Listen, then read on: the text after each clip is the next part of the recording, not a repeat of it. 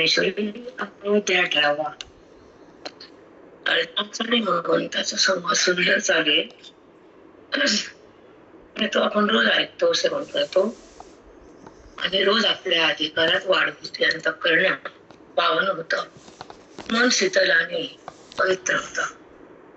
त्याला भगवंताचे जाणीव होण्यासाठी तो पात्र बनतात. जगताचं कळणं आणि भगवंताचं कळणं जमीन आसमान डिफरन्स आहे. तो कसं आहे ते बघू आता. जेव्हा दृश्य कळतं ते खोटं असतं, जेव्हा दृश्य दिसतं त्या विधीच्या पोटातून दिसतं, त्याचा संबंध होतो तो विकारातून होतो आणि तुमच्या खोट्या आवडीतून होतो. खरं तुम्हाला खरं माहित नाही म्हणून खोटं तुम्हाला आवडतं, समजा आपल्याला सर्वांना. पण दृश्य हे खोट आहे हे ज्ञानानं कळतं. भगवंत हा मोठा आहे, व्यापक आहे हे अनुभवानं कळतं. आणि तो आत आहे, तो बाहेर आहे, तो व्यापक आहे, तो समग्र आहे, तो चोहीकडे. तो वेदाच्या माध्यमातून, गीतेच्या साह्यातून जेव्हा वृत्तीला अनुभव येतो तो महात्मा होतो. पण खरं कळणं आणि खोटं कळणं हे दोन भाग आहेत. त्याच्या 2 मिनिटं बोलायचं. आणि आज पुढचा विषय साधा सिंपल आहे. गीताशास्त्र कोणाला सांगावं कोणाला सांगू नये याबद्दल 10-20 ओव्याचा ओहापोह करून भगवंतानं वर्णन करून अर्जुनाला जगतातले जीव कसे असतात, भ्रांत अज्ञानी कसे विषयाकडे लंपट असतात, जे जन्मून मला न जाणतात, जे जाणतात त्यांची माझे जे भक्त आहेत माझे त्यांची निंदा करतात. फार वर्ण सुंदर आहे. त्याच्यामध्ये सिद्धांत नाहीये, एकच विषयाचा, तो म्हणजे गीताशास्त्र कुणाला सांगावं आणि कुणाला सांगू नये. त्याचं वर्णन केलं 10-20 ओव्यामध्ये, 15 ओव्यावर 30 ओव्यात आहे. पण त्याच्या आधी तुम्हाला एक सांगायचं आहे की कळतं ते काय आहे, न कळणं काय आहे. ईश्वराचं न कळणं ते अज्ञान आहे, देहाचं कळणं अज्ञानच आहे. जगताची जाणीव, जगताची आवड, जगताचा संबंध हे अज्ञान आहे. आमच्या भाषेत पाप आहे. कारण त्याचा मोह तयार होतो आणि जे कळू नये ते कळतं आणि बुद्धीमध्ये ते येतं आणि बुद्धीचा संबंध सतत खोट्याशी होतो आणि खरा परमात्मा हृदयात असून ती बुद्धी तिथं न जाता खोट्यामध्ये थांबती आणि खोट्याला प्रेम करती. खोट्याचा संबंध होतो. हे सगळं अविद्येचं चांग असतं. अविद्येची शक्ती असती ती खोट्याकडे नेते.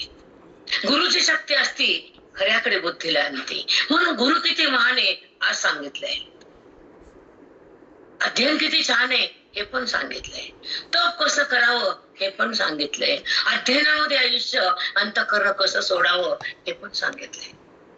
अध्ययन म्हणजे काय, आत्मस्वरूपाची चर्चेमध्ये आपल्या रूपाला आपण पाहणं, याचं नाव अध्ययन. साष्टांग दंडवत माऊली. सुंदर.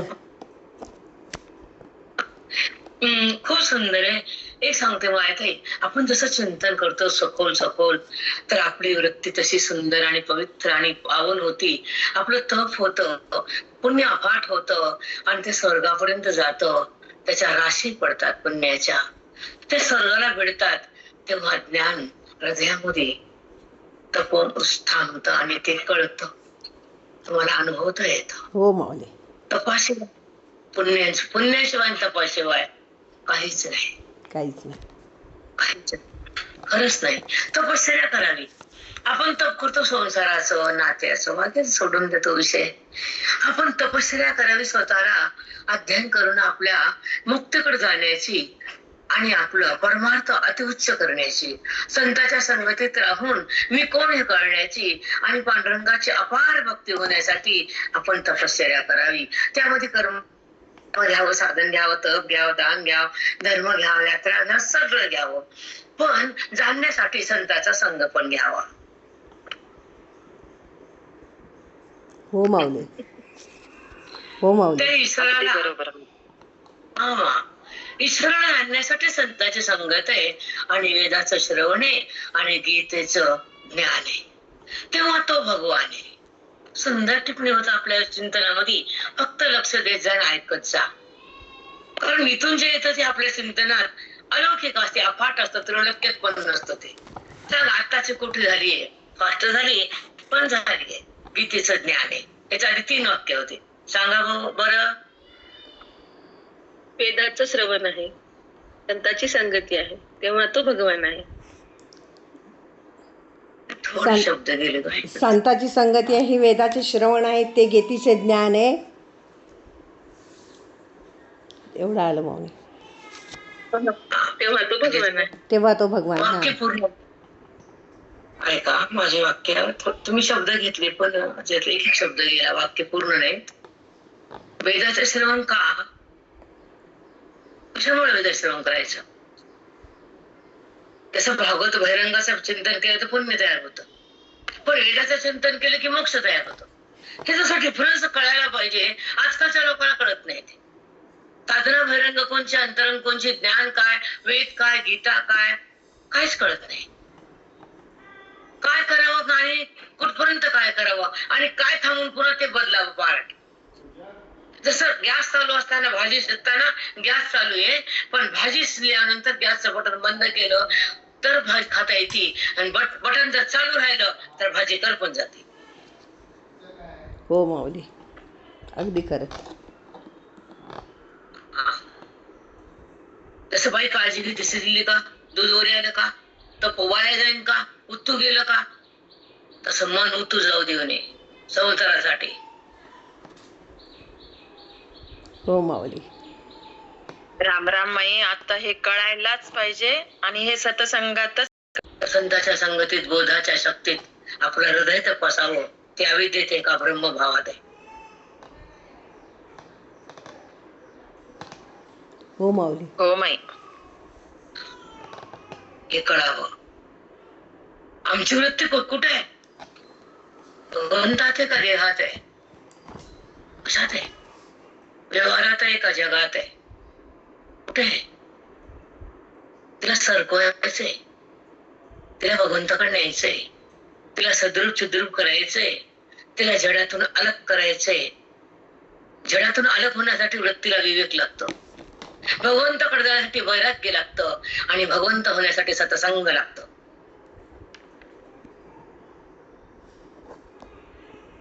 हो मग भगवंत होण्यासाठी सतसंग लागते. यस बेटा. कारण वृत्ती देहातून बाहेर निघत नाही म्हणून वैराग्य आहे. ती भोग वासना टाकत नाही म्हणून वैराग्य आहे.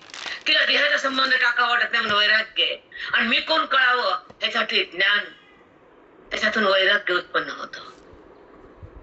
ज्ञानातून विवेकाचा जन्म होतो, बोधातून मी कोण कळतं, आणि संतांच्या कृपेतून मोक्ष मिळतो. संबंध भगवंताचा होतो. हा संबंध भस्म होतो, अनात्म्याचा वाद होतो, आत्मा प्रगट होतो, बुद्धीचा संगम होतो, वेद आत जातो, मी परमात्मा आहे असा अनुभव येतो. तेव्हा बुद्धी राम बनती आणि ब्रह्माकार होऊन जगताला सोडून आत्मस्वरूपामध्ये विलीन होती. ती खरी ज्ञानाची शक्ती आहे. साष्टांग दंडवत माऊली, कोटी कोटी प्रणाम.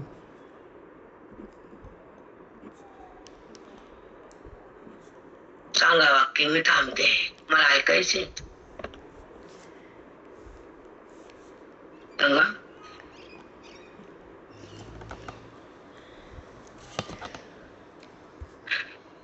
ईश्वराकडे कशी जाते?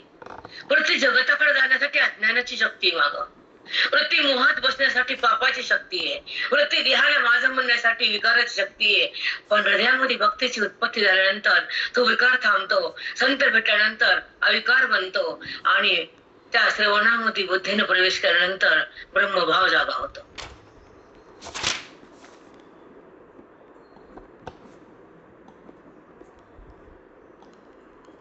कळालं? एक एक शब्द पूर्ण असतं.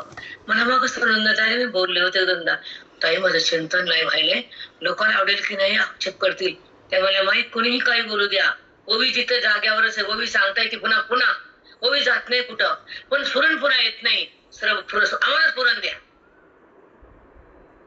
असं मला माग बोलले होते बरेच ताम. आणि तेव्हापासून मग मी स्फुरणाला दाबत नाही. मला पहिलं वाटायचं लोकांना पटेल का नाही, पण आता वाटायला की हा वेद आहे, त्यांचा अधिकार नसेल तर पटत नाही, त्याला कळत नसेल तर पटत नाही. पण ज्याचा अधिकार सुंदर आहे हे चिंतन वेदाचं आहे, मंथन शास्त्राचं आहे, अनुभव भगवंताचा आहे, ऐक्य आत्म्याचं आहे आणि प्रतीती आनंदाची आहे. साष्टांग दंडवत माऊली. भगवंत ईश्वराचा जो स्पर्श व वृद्धी जाणती आणि ईश्वराला जेव्हा मानती ती ईश्वरच बनती आणि नंतरची स्थिती आनंदाची असते. न दुःख न टेन्शन, न त्रास, न देहाचं भान, न जगताची जाण, न व्यवहाराची खाण, काहीच नसतं तिथं. केवळ तो भगवान आहे, दुसरं काहीच नाहीये. हे एक प्रमाण देते. मागं सांगता हमेशाच बोलते तुम्हाला मी की एक श्रुतीचं वाक्य आहे, नेहना नास्ति किंचन. अर्ध आलं मागचं काय, किंचित पण एकमेव अद्वितीय ब्रह्म, एकमेव अद्वितीय ब्रह्म, नेहना नास्ति किंचन. किंचित सुद्धा जगताला सत्ता नाही, देहाला सत्ता नाही. जगत खोट आहे त्याला जागा नाही आणि भगवंता वाचून व्यापक काहीच नाही. म्हणून एकमेव अद्वितीय ब्रह्म, नेह नानास्ति किंचन, म्हणजे किंचित पण खोटी पदार्थ वस्तू काहीच नाही, सगळा तोच आहे. हे वेदानं हात वर करून सांगितलं. ह्याला श्रुती म्हणतात, वेदाची त्याला म्हणतात श्रुतीचं वाक्य आहे. हमेशा सांगायचे हे आम्हाला. हरिओम भाऊ हमेशा काकाच्या मुखातून हजारदा नाही लाखदा ऐकले आम्ही. मागून तर कंटाळायचं म्हणजे मावशी काय करते तो काका, नेना नास्ति किंचन किंचन. अगं श्रुती छाया पाठ कर. बरोबर बरोबर श्रुती का, हा तुला श्रुतीच आवडत कळत नाही म्हणे, नाही माहित नाही. श्रुती ही ऐकायची पुन्हा पुन्हा, परिणाम होतो मनावर, आवडून जात, अध्यात्म आत येत आणि हे संताचं परिणात. इथं ब्रह्मज्ञान हृदयामध्ये नांदत, तेव्हा वृत्तीला मी कोण कळत. ही श्रुती माता आहे. असं बोलते मला काय हमेशा हेच. दुसरं काकाचं वाक्य होतं, याच देही याच डोळा पाहिला मुक्तीचा सोहळा. ह्या दोन वाक्याला मी म्हणत होते मावशी काय आहे. आपल्याला पाठ झाली की अगं तू पाहिलास का मुक्तीचा, मग नाही, मग ऐकत चाल. ज्या दिवशी तू सोहळा पाहशील तर ऐकणं बंद कर. नाव का चुकलं.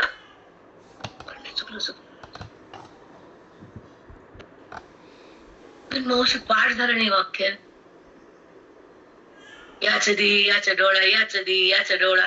हे पायावर असं मला एक सापड मांडीवर, याच देही याच डोळा पाहिला मुक्तीचा सोहळा.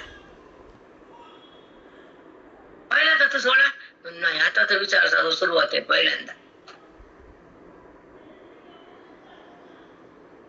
जागा पाच आहे विचारसागर कळत, एकदा ऐकून कळतं का विचारसागर तुला. काही बी विचारती जेव्हा काहीच माहित नसतं तेव्हा आपल्याला काहीच कळत नसतं. म्हणून श्रवण भक्ती फार सुंदर आहे. अनुभव घेऊन बोलते, कारण श्रवण वेदाच केले आयुष्यभर. हे गप्पा गोष्टी ते कथा पिता नाही बाबा. वेदाचे चिंतन झाल्यानंतर वेळ भेटला तर परभणीमध्ये कुठं झोपडे बसले तिथं जायचं, ऐकून तिकडे जा म्हणायचे, जा अवश्य. पण हे ऐकून त्याला सोडून नाही, त्याच्यासारखं श्रेष्ठ जगात बी नाही आणि ह्याला टाकायचं नाही आणि बाकीकडे जायचं नाही.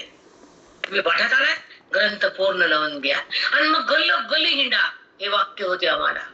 मग भजनाला हिंडा, कीर्तनाला हिंडा, भागवताला हिंडा, कुठं गंगेला बी हिंडा, पण आधी हे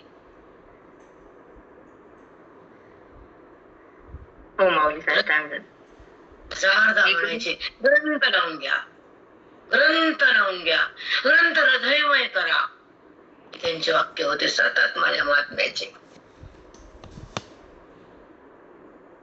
एकदा काकाला प्रश्न केला आम्ही की महाराजासोबत जास्त दिवस राहिलो, खूप वर्ष, पण काकाचा सत्संग 10-12 वर्ष लाभला. पण त्यावेळेस म्यूट पहा कोणाचं आहे.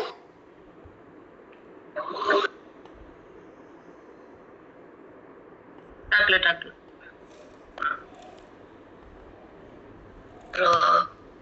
दुसऱ्या तरंगामध्ये विचारसागरच्या गुरुसेवा, गुरुभक्ती, गुरुप्रेम हे निघायचो. 2दा-3दा विचारसागर ऐकला. 5वी आवृत्ती सुरू झाली. भीती वाटत होती ना बोलायची महात्मा. आम्हाला परमिशन नव्हती बोलायची. खूप भीत होतो आम्ही दोघांकडे.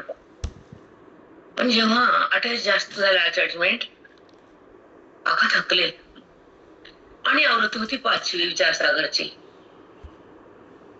अर्जुनाशी गीता शास्त्र कुणाला सांग, कुणाला सांगू नको, वाया जाईल.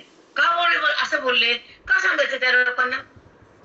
ज्यांना ह्याची कदर नाही, ज्यांना ह्याची आवड नाही, यांच्या ह्याचं तप नाही, यांची ह्याची भक्ती नाही, यांना गुरुचं प्रेम नाही, यांचं श्रवण नाही, सत्य संगती नाही, त्या मूर्खाला काय देऊ नको. खरे माऊली, आज कळालं आपल्या इतकंच का नाही. हो माऊली, आज कळालं. असं बोलू नका की जास्त संसारात पडू नका, तर भगवंत म्हणतो की तू गीता ऐकू नकोस, तू पात्र नाहीस, म्हणून बोलते, म्हणून बोलते, बाकी काय नाही.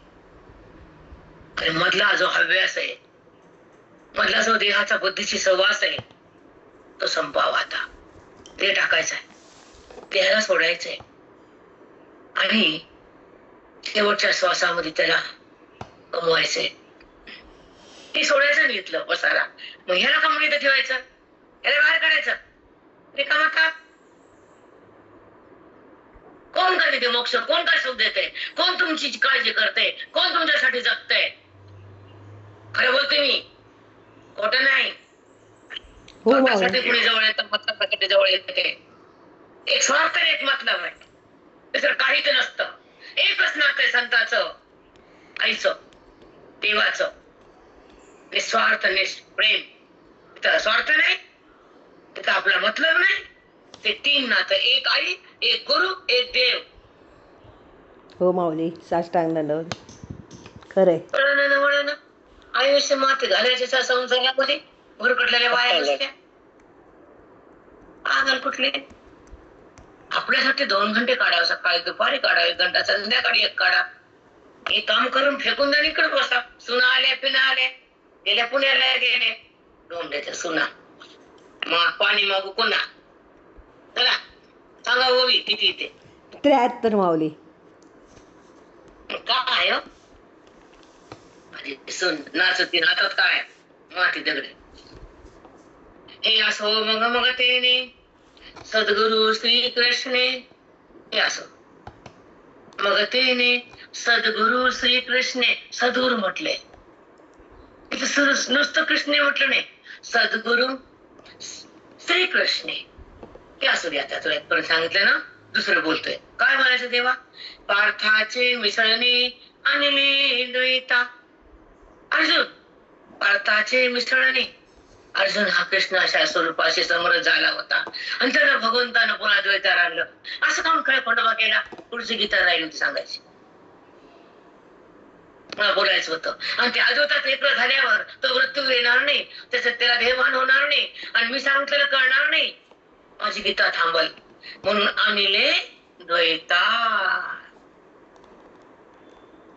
हो माऊली, राहिलेलं सांग, कोण ऐकणार होतं तुझ्याशी? मग कळतं का सांग? असं आम्हालाही कळत नाही का, तुम्हाला बोलत नाही मी. चिंतन करताना एवढं नाही समजत, आम्ही घेतो पॉइंट नाही असं नाही, पण असं सुंदर आपण खाली आणलेले द्वैता. कारण द्वैता आणलेले, कारण भगवंताच्या स्वरूपामध्ये कृष्ण अर्जुन विलीन झाले होते आणि अर्जुनाचा कृष्णाचा संगम झालेला भगवंताला माहित होता. भगवंत तो माझ्यात आला हे कळत होतं त्यांना. मग त्यांना तो अद्वैत रूपामध्ये एकरूप झालाय. आता द्वैताशिवाय हे त्याला कळत नाही, कारण त्याची वृत्ती देहावर नाही. जर वृत्ती देहावर असेल तर द्वैते, वृत्ती माझ्यात असेल तर अद्वैते. तो अद्वैताशी एक समरस झाल्यानंतर द्वैताची ऐकायची काय गरज आहे? तो शब्दात येणार नाही, माझ्यातून भिन्न होणार नाही, म्हणून त्याला द्वैतावर आणलं आणि धैर्य गीता सांगितली. रामकृष्ण हरी. रामकृष्ण हरी. समजतं का हे? हो ताई, तुम्ही सांगितल्यावर समजतंय ताई. आता सोडून द्या हो, हजारो लोक पारायण करतात, लाखो. तुम्ही जे म्हणतात ना, हे आपण जे वाचतो तुम्ही पण वाचतात ना ज्ञानेश्वरी. समजतं का एवढं? नाही ताई, आम्हाला समजतच नाही. नाही हो ताई का? नाही. होत नाही का? नाही म्हणा की नाही असं समजत. किती कसं बसतात. नाही तुम्हाला बोलत नाही, सगळे तसेच आहेत. आम्हाला पण जरा, मला तर कुठं 18 वाजता कळाल. 1000 वया कळून घेतल्या, 800 संपले. हे 800 मग पुढचंच आहे नाही, 1400च्या पुढचं. कळतंय ताई. तुमच्या वाणीतून शब्द मिळाला तर असं फुलल्यावानी होतंय ताई. 40 वर्षाचं तप आहे तुमचं. तुम्हाला कसं कळत नाही होत आहे. बेटा कमी पडतो आपण त्याच्या पुढे जाऊन. ह्या ह्या आता आयुष्यामध्ये मी स्वतः सांगते, तुमचं जाऊ दे, त्याचं त्याला माहितीये. पण आता आपण म्हणत तसे पांडवा, शास्त्र हे मानले की जीवा, एथ एरू म्हणे देवा, आपुलिया कृपा. डबल वाजते, एका वाजत कळत नाही. पाटी म्हणत असे पांडवा, नंतर देव काय बोलले, अर्जुना शास्त्र हे मानले की जीवा. तुला पटलं की नाही, तुझ्या बुद्धीला कळालं की नाही, जीवा म्हणजे बुद्धी. तुला मी सांगायला आतापर्यंत कळालं. हा हा पटलं. शास्त्र हे मानले की जीवा, एतेथ एरू म्हणे देवा, आपुलिया कृपा. अर्जुन म्हणतो, देवा तुमच्या कृपेने कळालं, मला स्वतः कळू शकलं नसतं. जेव्हा तुम्ही ईश्वर कृपा केली, माझ्या अंतकरण कृपा झाली, शास्त्र आत गेलं, तेव्हा अंतकरण सावध झालं. तुमच्या बोधाला ते टच झालं, बोधातून अंतकरण सावध होऊन त्या ईश्वराकडे गेलं. तेव्हा तुम्ही कृष्ण आत बी आहेत आणि समोर साकार बी आहेत, निर्गुण रूपानं माझ्या सोबत बी आहेत, वृत्तीला अधिष्ठान रूपानं संबंध बी आहे आणि जगामध्ये तुमचं व्यापक रूप बी आहे. हे अनुभव मला आला आहे, पण तुमच्या कृपेनं, तुमच्या वेदाच्या बोधानं, तुमच्या गीतेच्या ज्ञानानं, आपुलिया कृपा. पटलं हे, अनुभवलं तो. हा देवा किती छान ताई. रामकृष्ण. मस्त दोघांचं खूप सुंदर आहे. तुम्ही कसे समोर उभा तसे नाहीत तुम्ही देवा, माझ्या सोबत आहेत. माझ्याहून भिन्न नाहीत तुम्ही. भिन्न पाहताना वृत्तीचा संबंध आहे, पण अभिन्न पाहताना वृत्तीचा वाढ आहे. इथे मी थांबणार आहे आज. साष्टांग दंडवत. मला ऑटोमॅटिक आता तुम्हाला स्पष्टीकरण विचारते आणि सांगते. तुम्ही समोर तर देवा वृत्तीच्या साह्यानं कळतात, ते साकार रूप आहे. तुम्हाला नाव हे श्रीकृष्ण आहे, पण नाव नाही हे वेद सांगते, आणि नाव आहे हे भक्ती सांगते. नावाच्या पलीकडं अंतकरण जातं ते वेदानं. तुमचा संबंध होतो तो बोधानं, तुमची अनुभूती येते मोक्षानं, तुमचा प्रसाद होतो श्रवणानं, आणि तुमचं ज्ञान मिळतं गुरुच्या कृपेनं.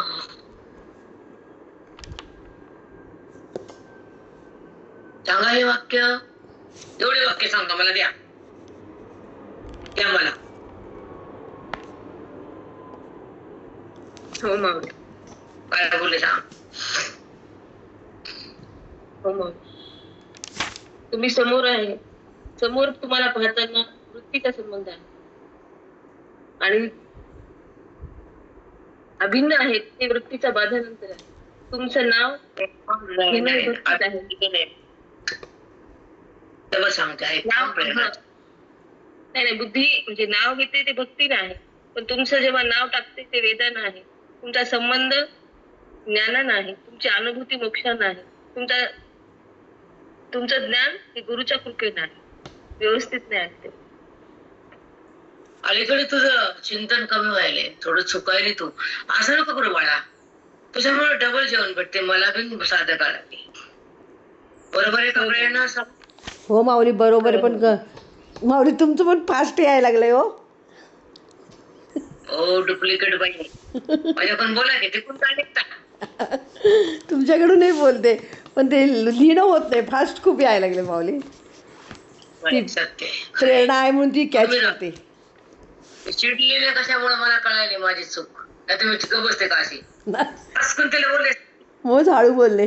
सोडते का मी, गप बसते का तर माझं फास्ट आहे म्हणून तिला बोलले नाही, तर प्रेरणा सोडते का मी? हो माऊली. नाही सोडत. प्रेरणा भगवंता, अर्जुन आणि भगवंत दोघं एकमेका समोर आहेत, गीता चालू आहे आणि दोघं प्रश्न विचारतात भगवंत अर्जुनाला, तुला कळलं का किती मोठा प्रश्न आहे. जेव्हा तो अनिले द्वैता म्हणतात आणि पुन्हा परीक्षा घेतात, तो त्यांच्याशी समरस झालाय, पण तुला कळालं का रे? म्हणजे बाप जेव्हा तळमळे ना म्हणतो ना, दुकानात नफा बघते बंडलाचा, पोरग धंदा करते, बाप बंड बघते, आणि घरी आल्या म्हणते जमाने केले तुला, बंड कोणाचे बघितले? ओ असंही कळलं? वर्म कळ जा, वर्म. ऐका पुढचा, मी जे तुमच्या आपल्याशी संवाद झाला आता, की जेव्हा भगवंत आणि भक्त समोरासमोर असतात आणि भक्ताला भगवंताचं प्रेम असतं, ती भक्ती असती. पण भगवान भक्त आणि भगवंत भिन्न नसतात, ती अभेद भक्ती असते. दोघं दोन नसतात, दोघं एकत्र येतात. दोघं दोन असतात तर अंतर आहे, दोघं एक असतात तर अंतर समाप्त आहे. तर अंतर समाप्त कसं आहे आणि अंतर चालू कसं आहे हे सांगता येईल तुम्हाला? सांगा भक्तीचं निरूपण, सांगा अभेद भक्तीचं. मी सांगते ऐका, म्हणता पडत नाही. ऐका, जेव्हा भक्त भगवंताशी प्रेमाने पाहतो आणि तो परमात्मा आहे आणि तो माझा वाली आहे, तो माझा आहे, मी त्याची आहे, पण त्या ठिकाणी मी उरतीये, तो आणि मी हा व्यवहार आहे, ही भक्तीचा संस्कार आहे, इथं प्रेमाचा भंडार आहे. पण अद्वैत साक्षात्कार आहे, इथं द्वैताचा परिहार आहे, कारण इथं तो आणि मी आहे. पण जेव्हा अद्वैताच्या पलीकडचे अद्वैत आहे, तिथे बुद्धी ईश्वरात लीन आहे, तिथे देहाचा बाध आहे, तिथे जगताचा निराश आहे, अज्ञानाचा नाश आहे, आत्मप्रकाश आहे आणि महावाक्याचा बोध आहे. तिथं दोघाचा ऐक्य आहे, तेव्हा जीवाशिवाचा संबंध आहे, दोघाची एकरूपता आहे, ती आत्मस्थिती आहे. आणि दोघाला एकमेक भिन्न आहेत, ती भक्तीची स्थिती आहे. तिकडे आत्मस्थिती आहे, ही भक्तीची स्थिती आहे. इथं देहाचा विसर आहे, तिकडे देहाचा बाध आहे.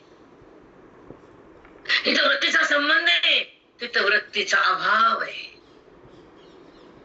इथं वृत्ती दाखवती तो हरी आहे, पाहणारा आहे आणि पाहतेपणा पण आहे, पाहणे बी आहे. पाहणारा, पाहणे, वृत्ती आणि ज्याला पाहायचं तो विषय भगवंत. हे त्रिपुटी आहे, हे तीन आहेत. पाहणारा प्रमाता, पाहणारी वृत्ती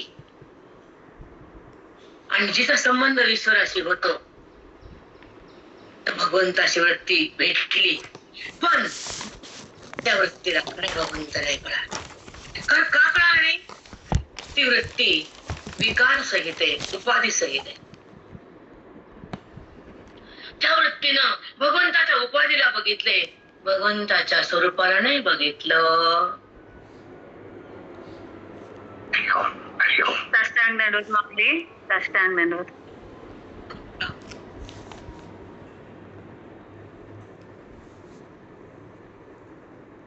ज्या वृत्तीनं साकार भगवंताला पाहिला आकाराला,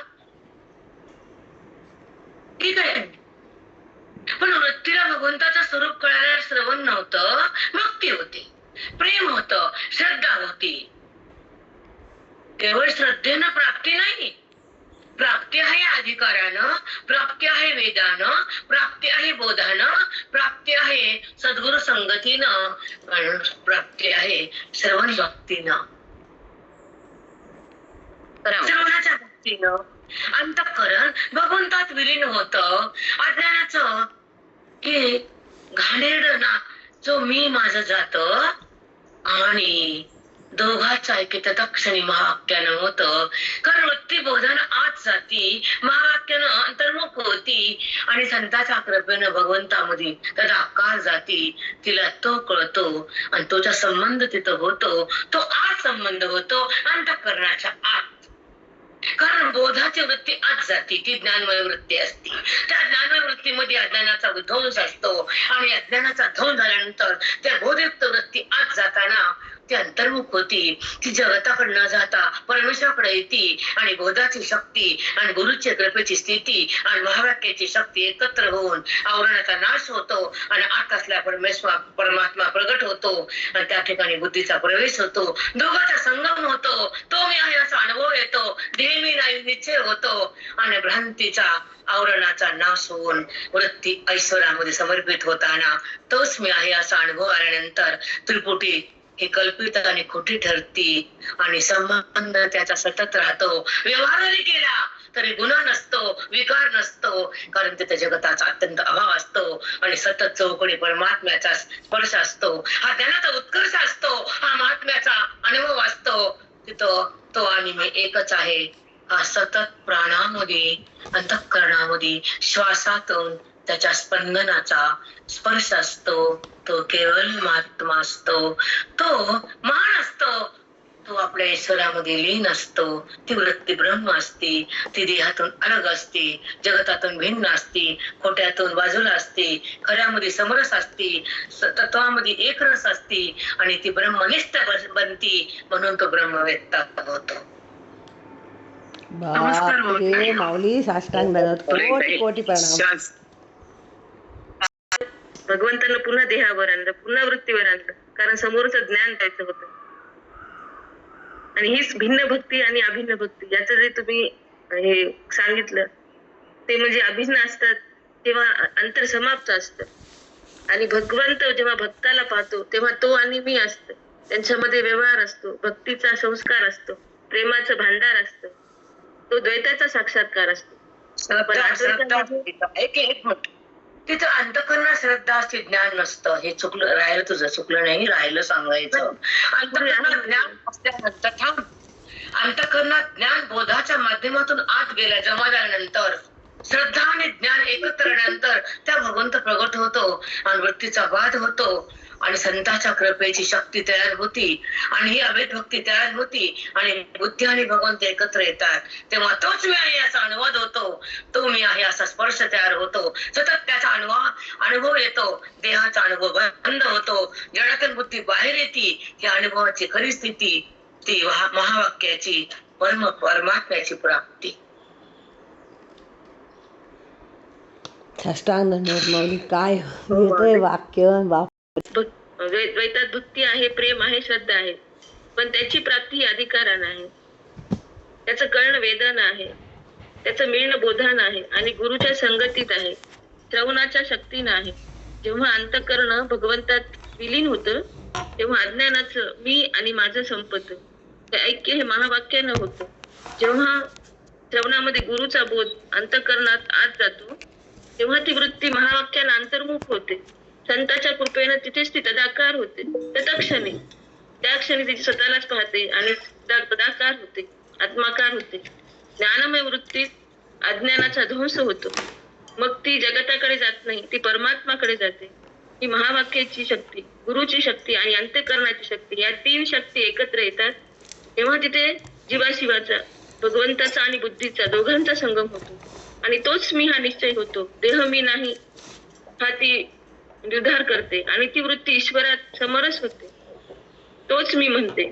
जेव्हा पाहणारा आणि पाहणे हे भगवंताला पाहणारा जो प्रमाता होता आणि तिला पाहणारी जी वृत्ती होती ती त्रिपोटीच खोटी ठरली, कल्पित ठरली.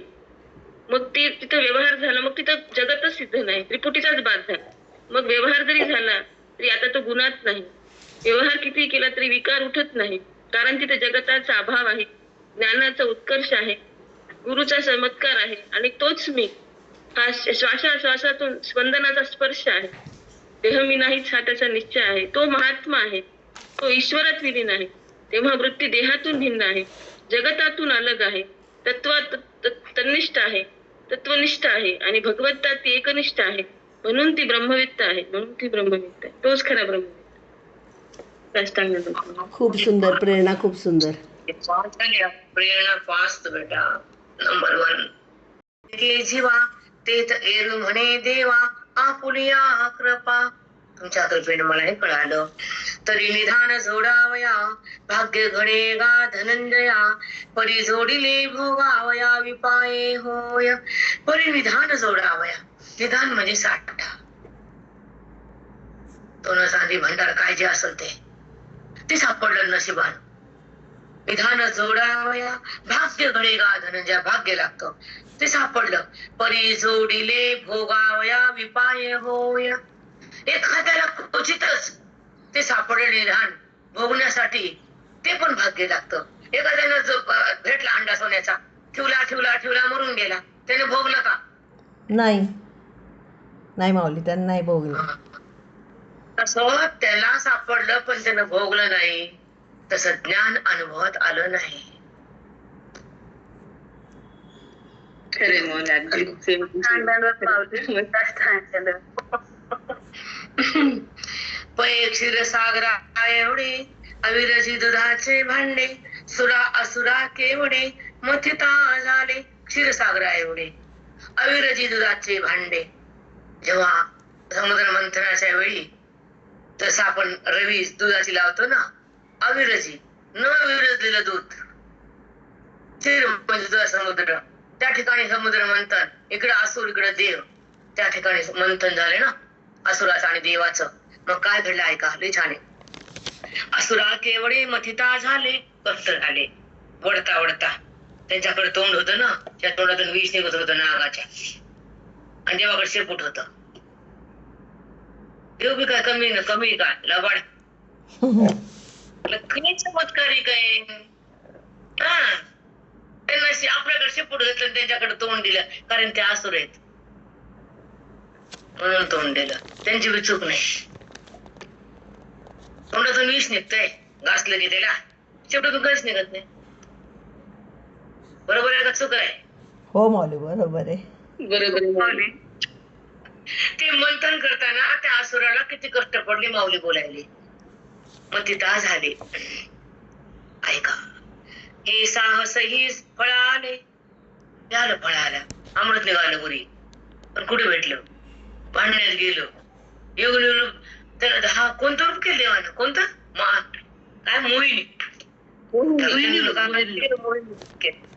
हा, मोहिनी रूप केलं. त्यांना फक्त अमृत बघायला मिळालं, प्यायला नाही. मृत्यू आला, मारला युद्ध करून. तस माझं ज्ञान कळावं आणि भोगायला यावं. अमृत बघायला भेटलं त्यांना, कलश ते वडावडी सांडलं बी खाली, हराळीनं कुणी कुणी पिलं, पण असुराला पेता आलं नाही. तसं ब्रह्मज्ञान बुद्धीला पेता आलं नाही. अगदी मौली, सहज सहज काय प्रयास सुंदर. ब्रह्मज्ञान बुद्धीला पिता आलं नाही. प्रत्येक ओवीत भगवंतानी मांडलं. हो माऊली, प्रत्येक श्लोकात ओवीत मांडलं, पण खरंच नाही पिता आलं. गुरुशिवाय तर नाही. आता ऐका, त्याने साहस केलं. फळाने ती अमृते डोळा देखिले, वरी वरी चील चुकले जतनेने. पण त्याला सांभाळता आलं नाही, जतन करता आलं नाही. युद्ध करून हरले. तसं ज्ञानी साधक मुमुक्षु जतन करतात, संसाराला ज्ञान जतन करता येत नाही. हे समजून घ्या. खालच्या वर येऊ आपण. 77 झाले, 81-82 करूया. अध्याय थोडा संपवायचा, 1500 पर्यंत जायचंय आपल्याला. आणि मग 15-16 सुरू होते, 300 वेळा राहतात. सोपने चिंतन भडाभड निघायले. एका 100 वाक्य निघतात. 300 वय पार पडणं सोपं नाही. तरी राहिल्या, तरी मी शेवटच्या घेणारे, राहायला वय पुन्हा आल्या घेणार. तुम्हाला मागाही बोलली आणि आता पण बोलते. झाल्या ओगरिले ते मरणाची लागी झाले, भोगोले नता जोडले ऐसे आहे. ते तर अमृतत्वा ओगरिले. बघा किती छान बोलले. ओगरिले म्हणजे वाढले. अमृत कोणाला वाढलं? त्याला अमर करण्यासाठी वाढलं. बघा, अमृतत्वा ओगरिले ते मरणाच्या लागी झाले. बघा, त्या राक्षसाला अमृत दिसलं पण पिता आलं नाही. मग ते मरणाच्या लागी झाले. तेच अमृत मंथन करून करून करून मिळालं. पण त्या अमृतामुळं, त्या आशेमुळं, त्या वासनेमुळं त्या असुराला मरण पत्करावं लागलं. ते अमृत झाले नाही, अमृत भेटलं नाही. इथं भागवतातली कथा पाठ आहे की हो तुम्हाला? का नाही पाठ? हो माऊली, पाठ आहे. हो, कथा पाठ. म्हणजे सार कसा काढला माऊलींना, सांगा कसा सार काढला सुंदर. हो माऊली. खरंच कारण काय दृष्टांत केलं. त्यांना कष्टाने अमृत काढलं. अमृतानं अमर होते माणूस, पण त्याला मृत्यू आला कारण त्यानं चूक केली. तसं तू चूक करू नको, कारण तुला मृत्यू येईल. बापरे, साष्टांग वाव, किती छान. काय होईल बघा कसा बाबांना काढला. अमृतमंथन ऐकलं ना, अमृतमंथन झालं असं सांगतं का ते बुवा? सांगतं का, सांगा बरं? नाही माऊली. लावतं का संदर्भ? नाही. कधीच लावत नाही. हाताची पूजा आणि पायाची पूजा आणि पैशाची पूजा, 3 पूजा करते.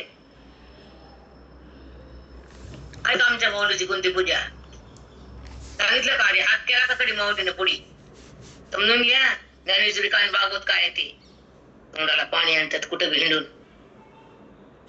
चला, अमृतवा उघडले ते मरणाच्या लागी झाले, भोगोने नता जोडले पैसे आहे. ते अमृत कसं भोगावं कसं प्यावं हे कळालं नाही, म्हणून ते अमृतामुळे त्यांना मृत्यू पत्करावा लागला. असुराचा नाश केला देवानं आणि अमृत गेलं उरी स्वर्गात. नागानं पिलं, हराळीवर पडलं. काय काय तुम्हाला सगळं पाठ आहे. भागवत तुम्ही पाठ करून माझ्याकडे आलात, कारण ते पुण्य होतं म्हणून इकडे आलात. मान्य करावं लागतं आम्हाला. पण पुन्हा पुन्हा ते नाही, पुन्हा इकडं पुन्हा पुण्याची आशा करायची नाही, पुन्हा मुक्तीची आशा. 100 तेच काय.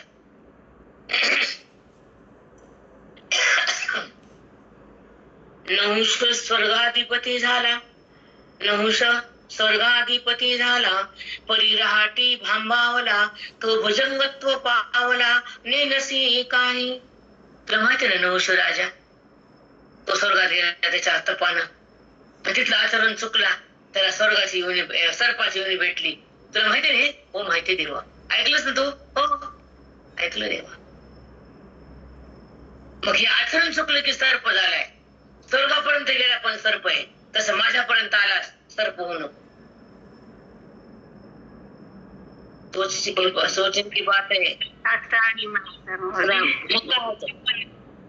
म्हणून मी बहुत पुण्यत्वा केले तेने धनंजया, आणि शास्त्र राजा या झाला असे विषय. बहुत पुण्यत्वा केलेचे धनंजया, तू अफाट पुण्य केलंस म्हणून तुला गीता शास्त्र अवगत झाले. आधी शास्त्र राजा या शास्त्राचं ज्ञान तुला झाले, झाला अशी विषय.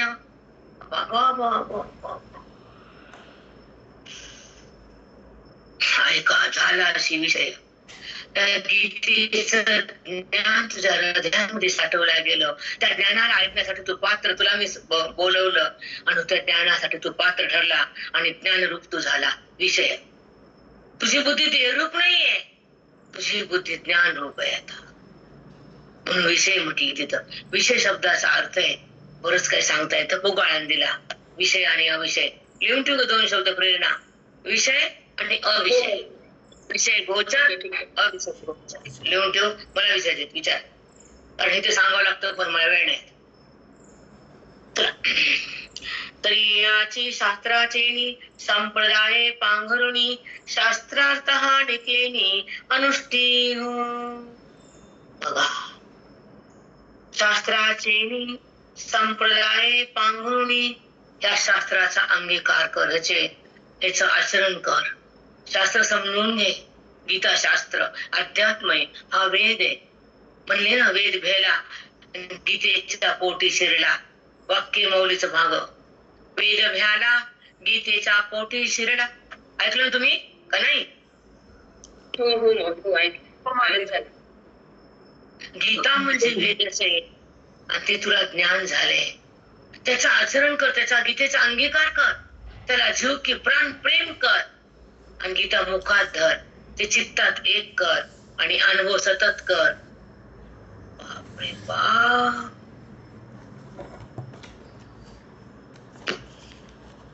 गीतेला चित्तात धर. आपण चित्तात संसार धरतो. त्या पोरीचं कसं आहे, ट्यून फोन लावला, त्या पोराचं कसं ट्यून फोन लावला. देवाला सांगावं तू सांभाळ. तू जर देवाकडे गेलीस तुझा पसारा देव सांभाळते. तू जर संसाराकडे आलीस तर चिंता तुला सांभाळते. खरे बोल. दोन आहे दोन. हे अवघड आहे हो. बोललं पण येत नाही आम्हाला इथे, काय बोलायचं कळत पण नाही. चला, शास्त्राचा या झाला विषय अनुष्ठी हो, याचेनी शास्त्राचेनी संप्रदाय पांगुनी शास्त्राचा नेकेनी अनुष्ठी हो, ह्या शास्त्राचं अनुष्ठान करीतेच.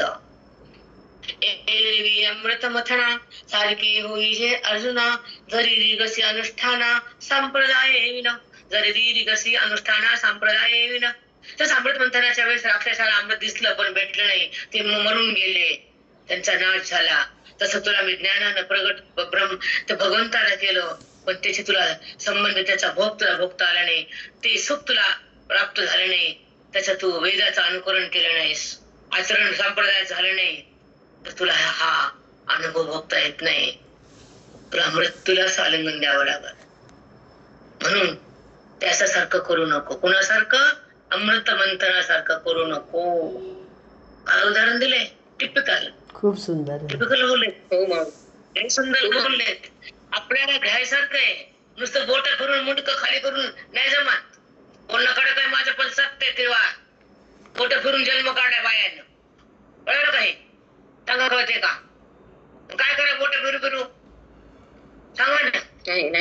नाही कळत. तिकडे गेले आले. करा, खूप करा, खूप सेवा करा. आणि कराच म्हणतो. तुम्हाला आता तिथं साधकाला एवढं केलंच पाहिजे. सांगणार मी यावेळेस तुम्हाला 8 निमिष सगळं मोकार सोडून दिलं. मोकार की चुकलं मी. मौन कसं करायचं, ओव्या किती बसायच्या, कोणत्या वेळेला कशा निवडायच्या, सिद्धांत कसे बाजूला काढायचे, सगळं शिकायचं तुम्हाला मी शिकवणार तिथं. पण 14 दिवशी राहावं लागणार अशी इच्छा आहे माझी. 4 दिवस बघूया आता पैशाचा अनुमान करून ठरवू देते. नंतर ते मला तेच बोलले मठात एक दिवस गाय धड जोडे गोमटी, ते तेची पैरे किरीटी, जे जाणीचे हातवटी सांजवणीची. गाय धड उत्तम मस्त गाय आणली, मोठीच्या मोठी गोमटी, ते तेची पैरे किरीटी, ती खूप दूध देते भरपूर. जे जाणीचे हातवटी सांजवणीची. संध्याकाळी गाय घरी आली, तिचं दूध काढायचं जर तुला येतच नसल, तुझ्या अंगात कळच नाही, तर तुला त्या गायीचा उपयोगच नाही. तसं तुला मी ज्ञान दिलं, त्याचा अनुभव येत नाही, तर तुझ्या ज्ञानाला अर्थच नाही. बापरे, साष्टांग. काय सुंदर सांगितलं. असं ते आमचं तुम्ही रोज देता, आम्ही अनुभव नाही घेतलं तर काहीच उपयोग होत नाही. काय सुंदर आहे. गाय धड धाकट आहे, 10 लिटर दूध बी देते. सांजे वेळी घरी बी आली आणि तो म्हणतो गाय आली आणि दूध काढता येत नाही. दूध पिता आलं का? नाही माऊली. गाय मोठी दुधाची गाय आहे, तसं बोधाची गाय म्हणजे संत आहे, पण दूध काढता आलं पाहिजे, बुद्धीला पिता आलं पाहिजे. ज्ञानामृत, बोधामृत, वेदामृत, 3 अमृत देते संत. बोधामृत, ज्ञानामृत, वेदामृत, गीतामृत. ते जर बुद्धीला पिता येत नसेल तर उपाशी मेला जीव, उपाशी मेला. तरफड झाली, संसारात व्याकुळ झाला, चिंतेनं भ्रष्ट झाला, जन्मून वाया गेला आणि विषयाच्या मध्ये नादी लागला आणि व्यर्थ आला आणि व्यर्थ मेला. गीता कळत नाही त्याला. संपला विषय. रागाला संतात युद्या. पण हातात जर पोथी नाही, परमार्थ नाही, तुला स्वतःसाठी जगता येत नाही, तर तुला माणूस म्हणायला आम्हाला जमत नाही. हो माऊली. बिलकुल नाही. तो माणूस नाही. माणूस फक्त संसार, फक्त कुटुंब. कुठे सरक ना जरा.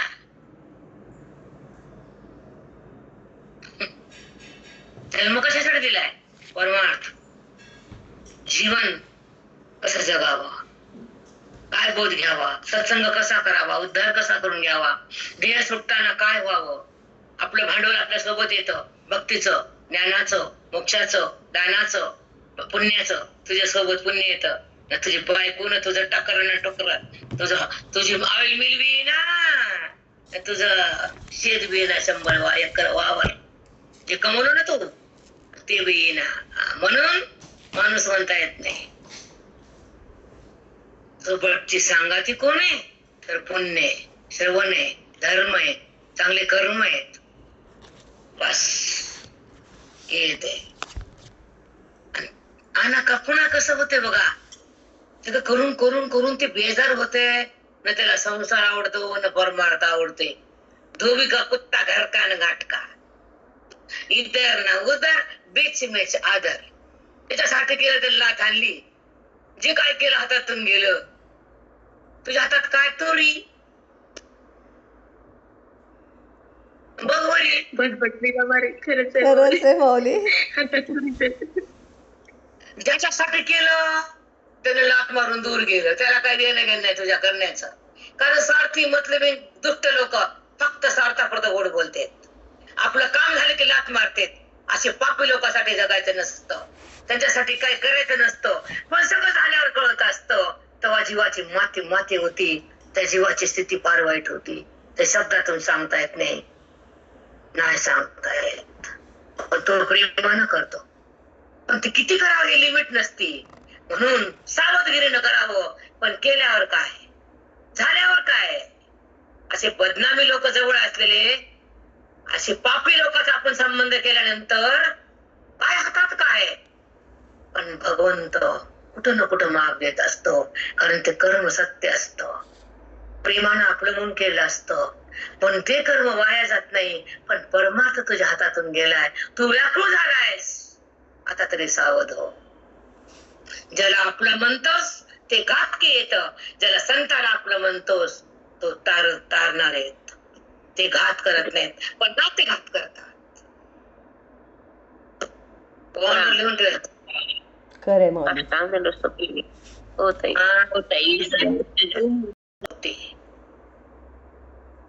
म्हणून सावध. म्हणून इकडे यायचं असते, इकडे राहायचं असते. संताला बनायचं असते. माझं ग्रंथाला प्रेम करायचं, वेदाला शरण जायचं आणि आपलं धन सत्कर्माला लावायचं. आपला उद्धार करायचा. 5 एकर जाळत जाळ, पण दान धर्म आणि पुण्य हे तिन्ही केलं पाहिजे. ठेवून काय उपयोग नाही. गारटेन पोरटे साराटेन पोराटे काय उपयोग नाही. म्हटलं ते घ्या नाही टाकून द्या. आमचं काम आहे, आम्ही हे सांगितलं. कळायला असं नीट वागा, न कळालं वाया जा. आम्हाला देणं नाही, कुणाचं घेणं बी नाही. पण स्वतःची जर कमाई असेल, स्वतः जर इच्छा असेल, स्वतःला जर कल्याण करून घ्यायचं असेल तर आपलं धन, आपलं तन, आपलं मन देवाला अर्पण. नाहीतर हे सरपण. विठ्ठल श्री गुरु ज्ञानदेव पंढरीनाथ भगवान की जय. माऊली ज्ञानेश्वर महाराज की जय. चला एक मिनिट थांबा, बोलू नका. काही शब्द चुकी